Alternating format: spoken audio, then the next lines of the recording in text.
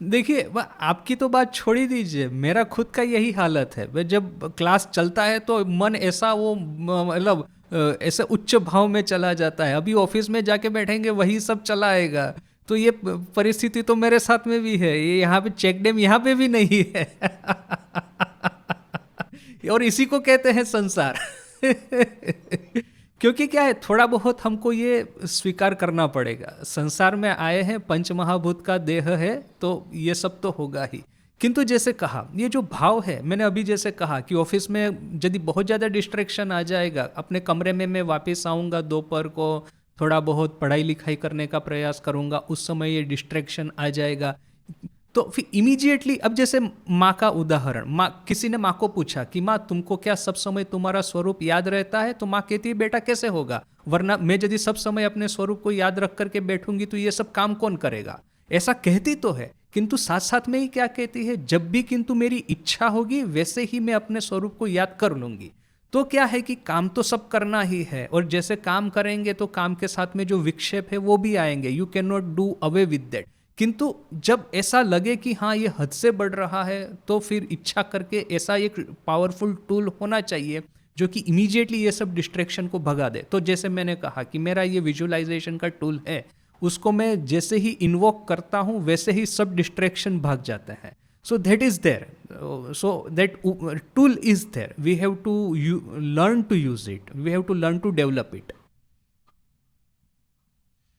ये कंस्ट्रक्ट जो है ना, construct is one of the most powerful method, जो अभी तक जैसे मैंने जितनी भी मेथड प्रैक्टिस की है, ये अजपा जप कह दीजिए, माला पे जप करना है, ये कथामृत का पाठ करना है। कथामृत का पाठ, that is another good method. जैसे मैंने कहा था कि आप जप कर रहे हैं, मन डिस्ट्रैक्ट हो रहा है, इमीडिएटली कथामृत में से 2-3 पेज पढ़ लीजिए। तो ऐसा एक आप कर सकते हैं कि कथा, मैं जब ट्रेनिंग सेंटर में था उस समय नरेंद्रपुर आश्रम से कथामृत पॉकेट साइज में पब्लिश हुआ था, फुल कथामृत 5 वॉल्यूम में।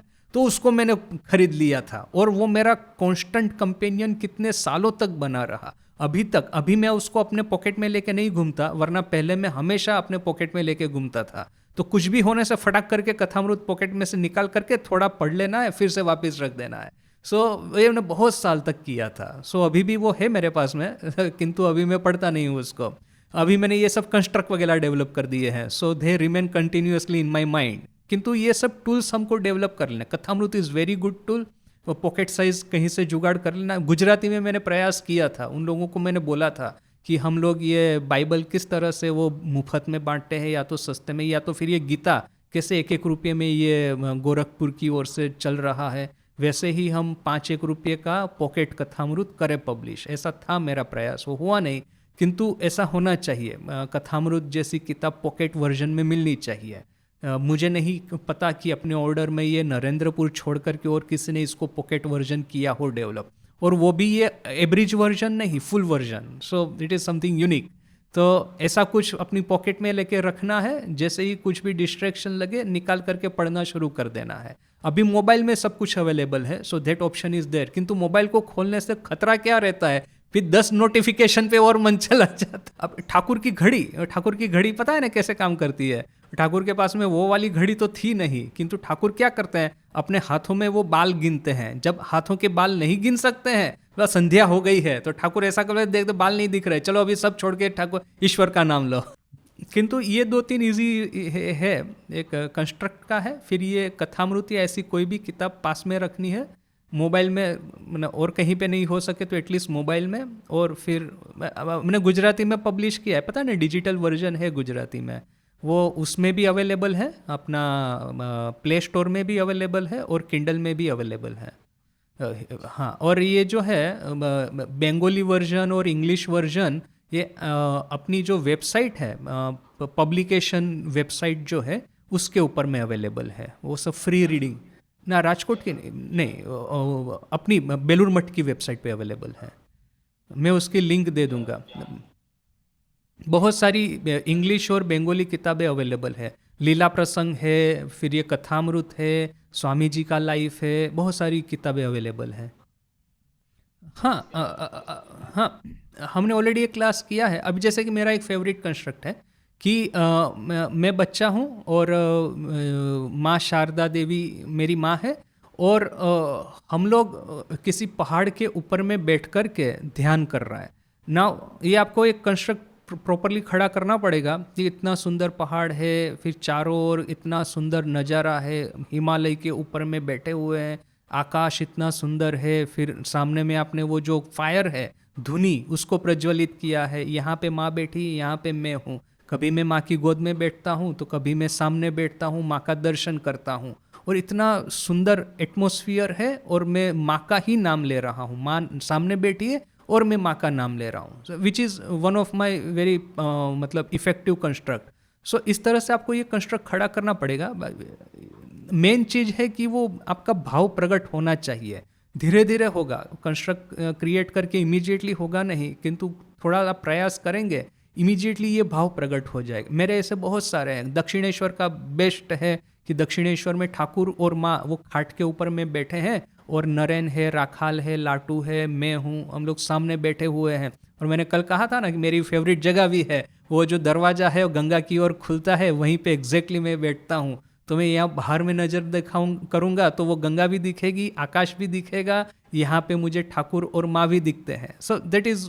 और यदि मैं अपने को यदि एक छोटे शिशु के रूप में कल्पना करता हूँ तो मैं सीधा माँ की गोद में भी जा करके बैठ जाऊँगा, और माँ बड़े स्नेह से मुझे अपनी गोद में बिठा करके रखेगी। माँ खुद जैसे कि मंत्र जप कर रही है, मैं सुन रहा हूँ। इतना एक मधुर भाव का एक हम वातावरण अपने मन में खड़ा कर सकते हैं। नो नो, लीला चिंतन को ही आप कंस्ट्रक्ट कह सकते हैं। कंस्ट्रक्ट मैंने एक फैंसी नाम इसलिए खड़ा किया है, जस्ट फॉर माय बेनिफिट। ओ अच्छा अच्छा अच्छा, समझ गया समझ गया। ये जो चेतनानंद जी वाला लीला चिंतन की बात कर रहे हैं, हाँ ठीक है। आप अपने को सेपरेट रख करके सिर्फ उस समय का जो हुआ था उसको विजुअलाइज कर रहे हैं। I am not a participant there, you have to participate yourself, that is a thing.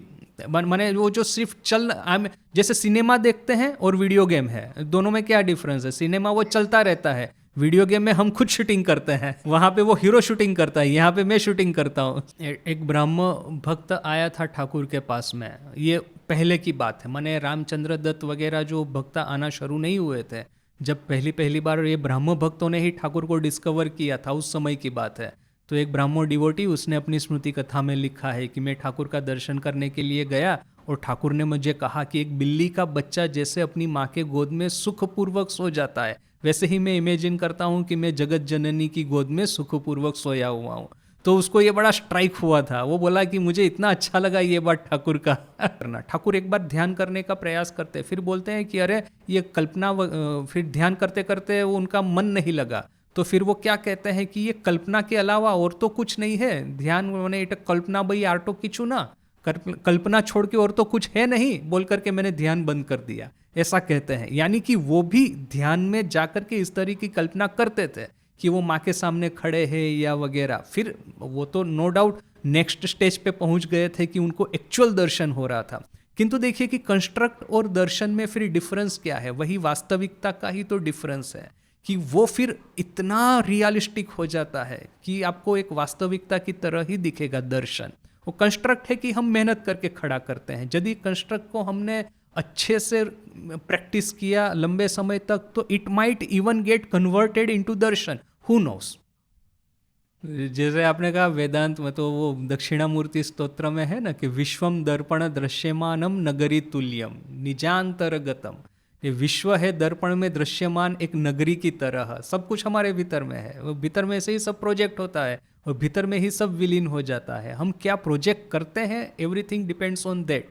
यदि अज्ञान की वशतः प्रोजेक्ट करेंगे तो जगत को प्रोजेक्ट करेंगे, और ज्ञान को ये जैसे सूर्य प्रकाश है, उसमें आप प्रिज्म रखेंगे बीच में तो कैसा वो 7 रंग में वो डिवाइड हो जाता है।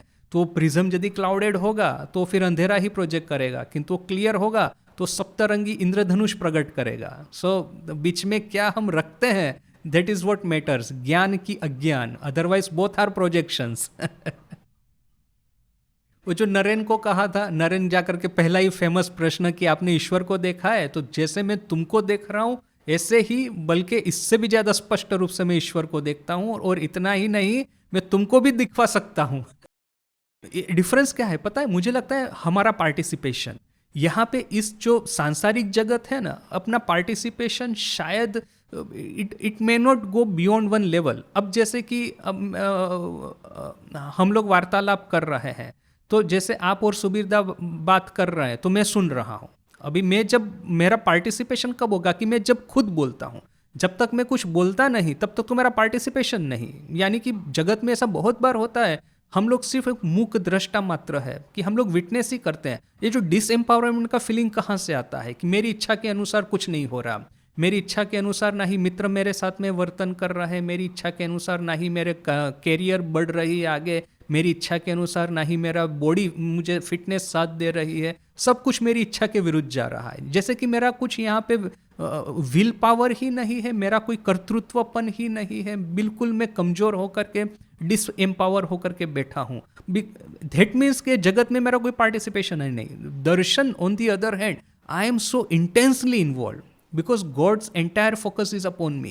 I am so intensely involved, so intensely participating कि मेरी इच्छा के अनुसार, या तो शायद यदि मेरी इच्छा के अनुसार नहीं भी होगा, ईश्वर की इच्छा के अनुसार होगा, तो वो भी मेरे मन को भाएगा।